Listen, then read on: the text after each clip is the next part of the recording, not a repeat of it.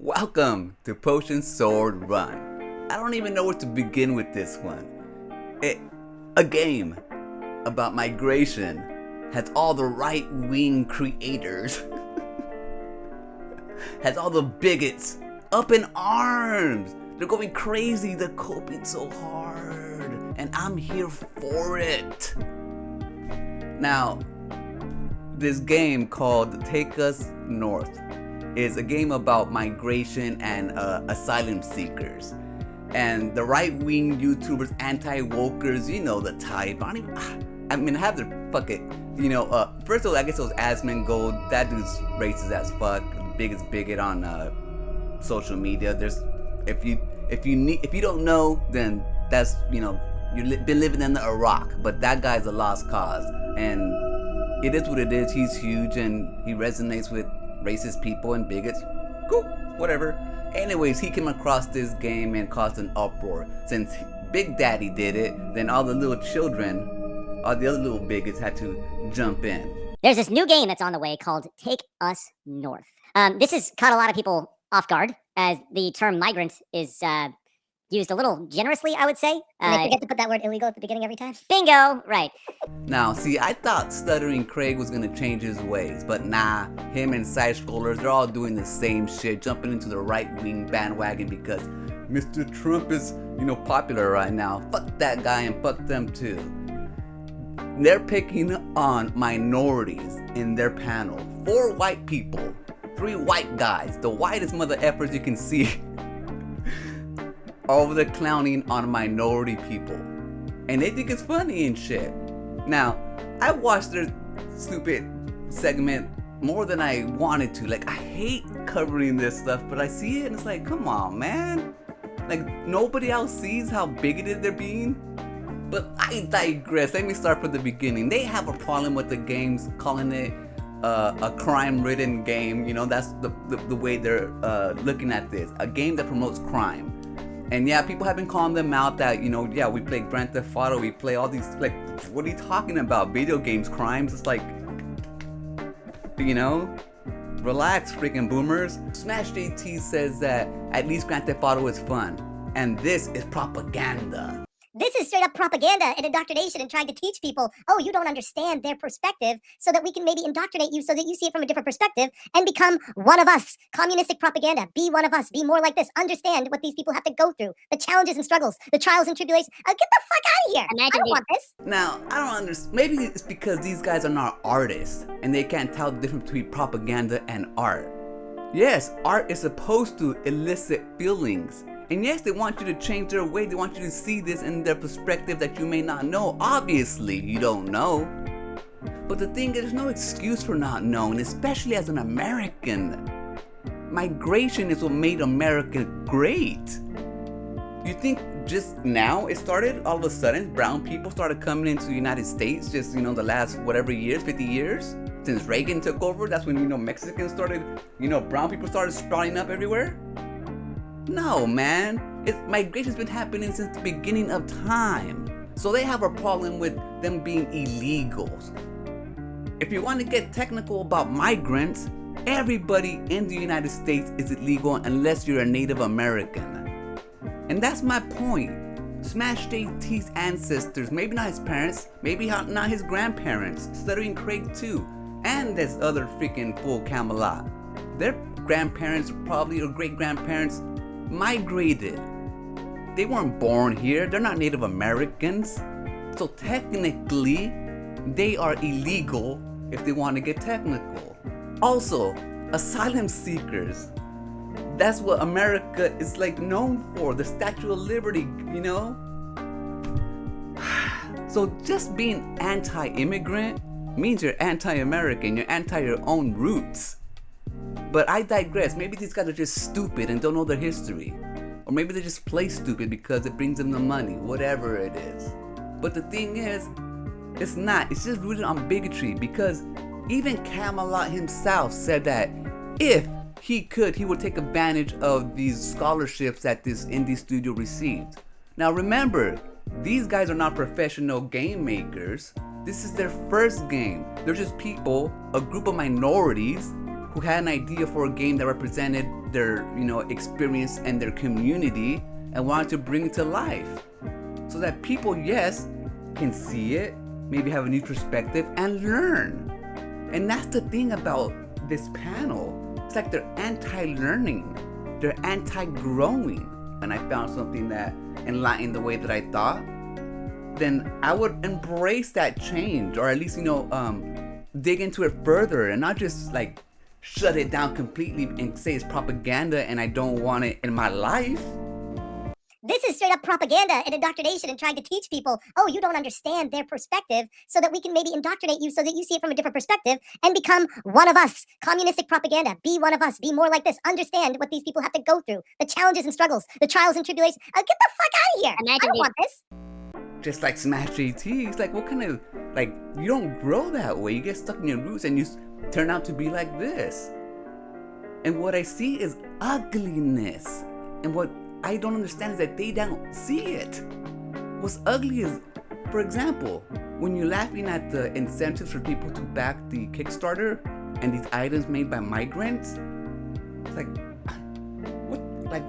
what's so funny about that? But you get to kind of some of these larger tiers, and all these tiers, you get something in return here, something back. You get an embroidered quilt for $100 right there. Embroidered by the illegals?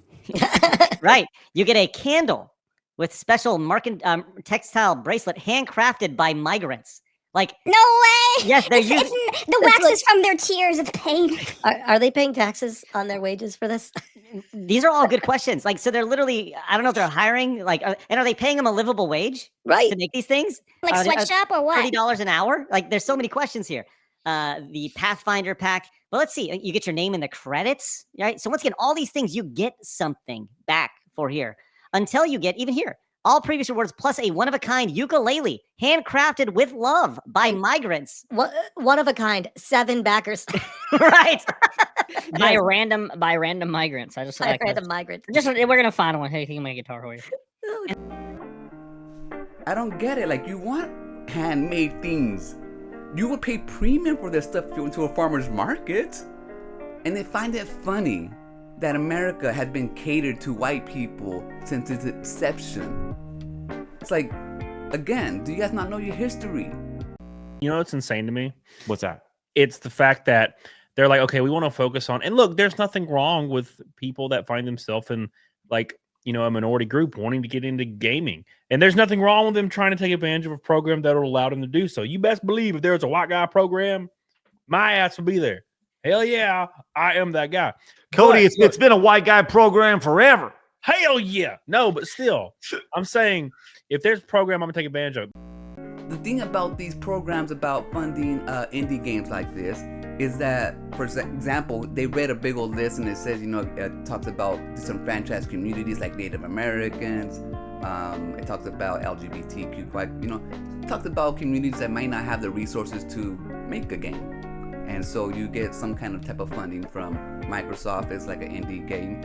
They also did a Kickstarter and they're looking for other funding as well. They didn't get, it's like a scholarship from Microsoft type of thing to make, art.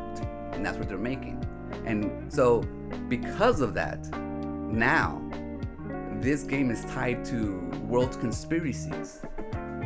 They will try to make us sound like we're conspiracy theorists. It's like, The past 10 years and DEI, blah, blah, connected to WF, the UN, it's all connected. It's always connected. And Mercenary, I'm seeing Mercenary, he's absolutely right. All this stuff goes back to the World Economic Forum. The ties to Roblox, the ties to Microsoft, the ties to these indie devs. They've even come out and said it. Gamescom, GDC, plenty of conferences publicly available. You can even look it up. They say the quiet part out loud all the time of what their intention is, what they're trying to push out there to people. The audacity is impressive. It's honestly, it's depressing to think that there's this evil group. And by the way, they don't think they're evil. No, they think they're righteous. They think they are the truth seekers and trying to push the good message of the communism or whatever. It's like the fucking Dr. Evil, man. It's really, really weird. It's crazy to think that there's this weird shadowy group on the back end trying to change cultures because they know what's better for you than you do. I would step back too and say that this is nothing new. Just the approach is different.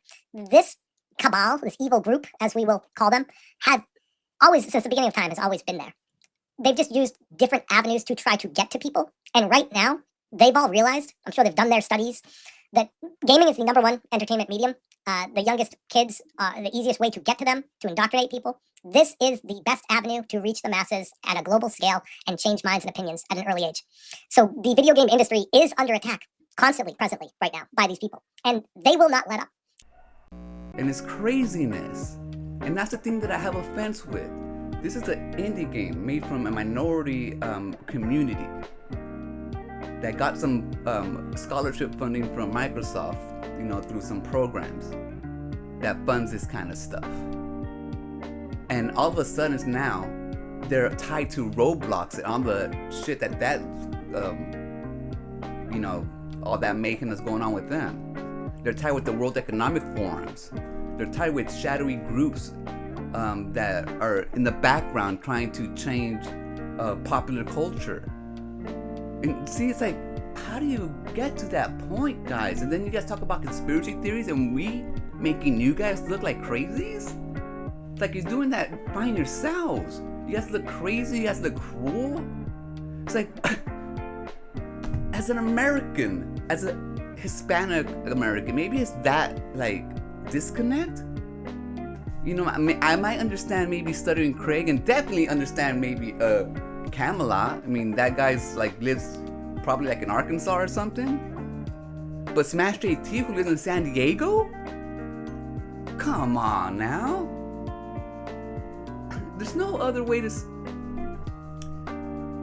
It's plain bigotry. And maybe you don't see it because you're a bigot, but that's what it is. Laughing at goods, quilts, a ukulele that people handcrafted, migrants handcrafted. Like, since when did we do that? Oh, since now, right? Since it's popular. But at the end of the day, I'm here for it. I'm glad that games like this exist. I'm glad that it enrages them. I'm glad that Stuttering Craig is depressed that this kind of game would be made. I'm glad that they can't live in bliss and enjoy the steak like they do in the Matrix. I'm glad that they stress about independent games made by minorities, because it shows that we instill fear in them. It shows them that even though they're at the peak of their power, there's still a rebellion out there. There's still devs out there, game makers, free thinkers out there that are able to explore ideas beyond their puny little minds, that want change, that want growth, that are looking towards the future, aren't stuck in the past, aren't stuck in the mud in their bigot ways. And it scares them. And it makes me laugh every time I see it. And so once in a while, I'll sprinkle in these videos to show their hypocrisy, especially Smash JT, because he has that punchable face that nobody likes. And if you do, I forgive you, because I liked him once too. But I'm gonna leave it right there. I think I've said enough. A big fuck you, and fuck you. Catch you guys on the next one. Remember, always be kind to yourself and enjoy your life. And I'll meet you right there. Don't be a bigot, guys. We're only brown. And we're here to take over. Get used to it.